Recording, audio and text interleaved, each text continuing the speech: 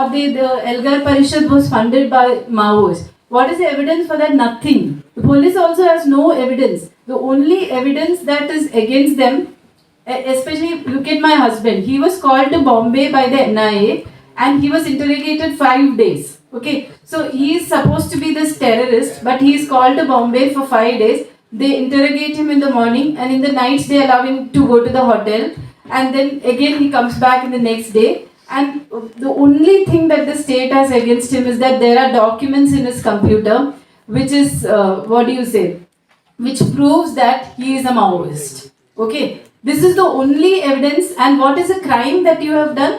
He has not gone to Elgar. He is not part of the Elgar Parishad. He has not gone to Bhima Kore. He did not even know about the issues. We are not from Maharashtra. We are from Kerala. We don't even know about the local issues there. But it seems he is part of the causing riots. And finding documents in your computer is like finding a gun in your house. We did not know this. We could not understand that how can somebody put somebody in prison through some papers found in the computer. Then the lawyer explained to us that it is like finding a gun in your house. If you find a gun, if the police finds a gun in your house, that means you are implicated. You have to prove that I didn't bring the gun here.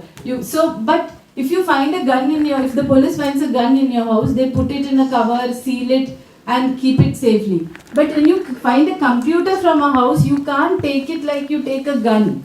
There are some protocols, there are international protocols that you follow when you seize electronic devices. None of these protocols were followed. They came to our house. First they raided our house.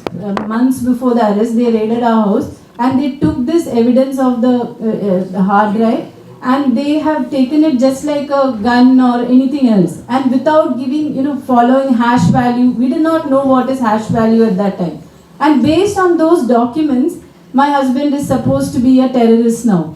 Okay, he is an ordinary English professor in Delhi University, and his field of what he was working on within Delhi University is two things. One is language, because he is a linguist. He was working on language. He was looking at in Hindi, looking at hegemony of certain languages, and he was also looking at reservations. He was somebody he's from the OBC Muslim community. So both of us come from marginalized communities. So when we came to the university, we found 10 years back, we found the university as not having reservations, very problematic. So he is somebody who constantly went even for court cases. When Babu came to the university, there were two different forms for SC/ST and for other candidates. The form that was application form that SC/ST students had to fill was different from the general. It was very bad, and people belonging to SC/ST categories had to come to Delhi and apply for. If they wanted to apply, they would have to bring their caste certificate and apply. For other general candidates, it was all given online. So Babu is somebody who gave a case against this. He gave a case working with the non-teaching staff on the university, and he got that was changed. And he also was constantly, as an OBC Muslim, he was also constantly working for reservation. He created the OBC Teachers Association in Delhi University, and again they went for case regarding that. Many teachers, OBC teachers from all over India had done this. So such a person, and he was also working on language. His classes on language, even today somebody was telling me, it seems the people used to sit on the floor. He never told us at home that, so many people come to my classes. We didn't know that. After he got arrested, we came to, it seems it was so crowded. Such a teacher, such an activist, such a person who was, intervening in the university in a very, the right manner that we all should be doing, has now been silenced.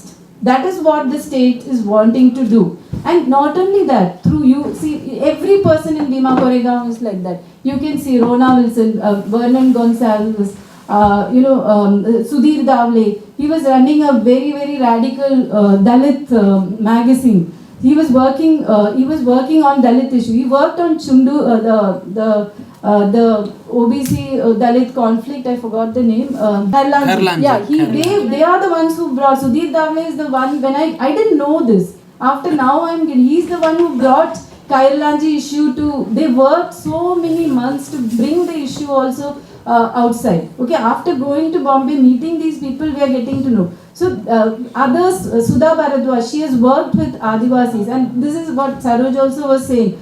27,000 to 30,000 Adivasis are in jail under UAPA and are blamed for being Maoist. Okay, so now what has happened in Bhima Koregaon is this: what has been going on with Adivasis and Dalits have extended into the middle class activist sphere, and they have started using electronic devices also. It is really a very frightening situation. It is not a personal thing only for me and my family. It is very much like that, but it is also for all of us, because by using these symbolic arrests, for example, you can silence not only that person, their work, but you also hold them as a fear. Okay, there is this culture of fear that is spreading. So when we talk to these people in jail also and others, what is important is that we should not have this fear. Okay, we should not have this fear. We should keep fighting for justice, and we should bring these people out and make them integral part of society again. But at the same time, all of us should be ready to go to jail. All of us should continue with this, because if that is the weapon they are using against us, we should give the message that we are not afraid and we will not be destroyed and we will fight back. This is what I want to say. अगर आपने अभी तक हमारा channel subscribe नहीं किया है तो subscribe करें और घंटी का बटन बिल्कुल भी दबाना ना भूलें, ताकि सभी लेटेस्ट खबरें पहुंच सकें आप पे सबसे पहले।